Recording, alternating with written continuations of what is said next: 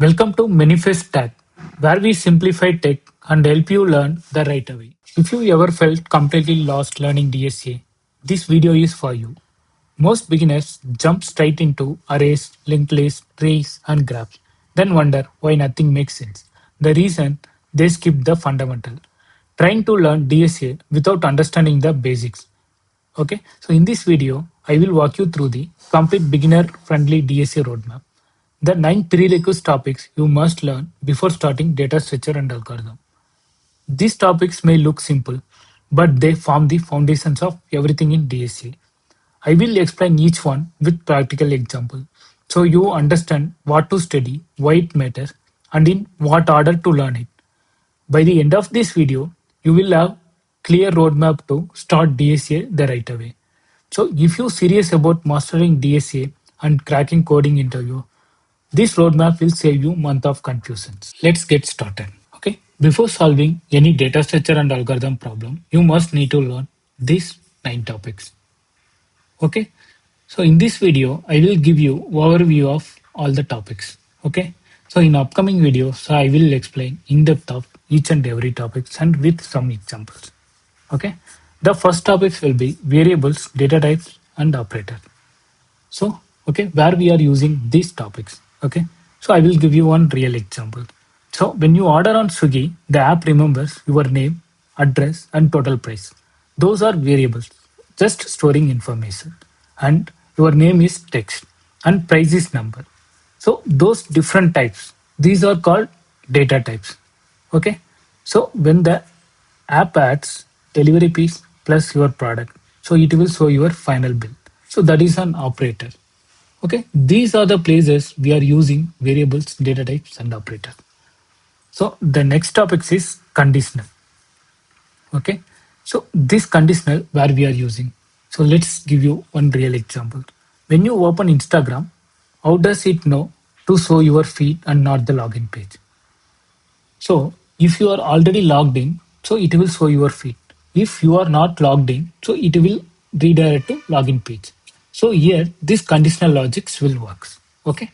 So the next topic is loops. Okay. So in this loops, I will give you one real example. So open WhatsApp. So you have 500 messages in a single chat. Okay. How does the app show all of them on screen? Did the developer write code 500 times? No way. They wrote it once inside a loop. The loop keeps on running for every single message one by one until all of them are displayed. Okay. This kind of concept that loops will work. Okay. The next topic is functions. Okay. So think about Zomato. Every time you place an order, you get a notification. When your order is picked up, another notification. When it is delivered, another one. Did the developer write the notification code 3 times? No. They wrote one function called something like send notification. So, and they just call it whenever they needed it. Okay, that's how functions work. Okay, the next topic is arrays. Okay, you know your Spotify playlist. Let's say you have 30 songs on it. Okay, the app need to store all 30 songs somewhere and play them in order. So in this case, that arrays will play the major role. Okay, so it is just little list of things stored in order. Song number 1 is at position 0. Song number 2 is position 1. And the app can jump to any song instantly just by its position that number. So I will explain details on upcoming videos. Okay. So the next topic is strings. Okay. So when you're going to Google and type anything in the search bar, so every single letter you type, that is a string. Your name on your profile, string. Your password is on string. Okay. Every chat message you send, that is the string. Okay. So the next topic is object and hash maps. So open your phone contacts, type a name. So the number appears instantly. It did not scroll through all 500 contacts one by one. Okay. So in this case, that object and hash maps works. So each is stored as key value pairs.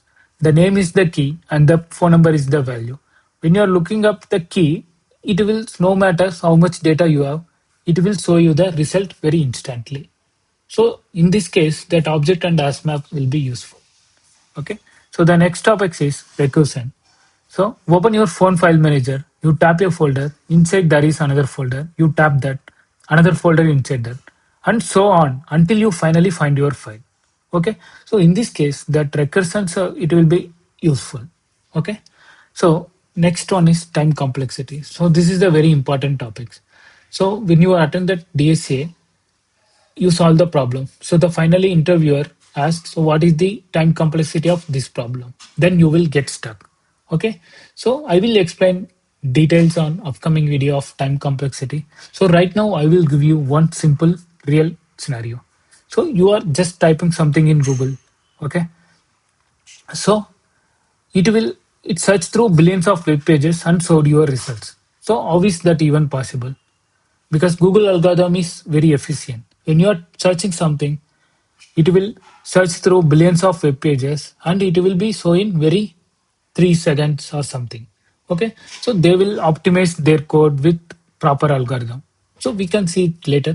So I hope you guys have cleared in all these topics. Okay, and if you find this helpful, don't forget to subscribe to Manifest Tech for more structured tech content every week.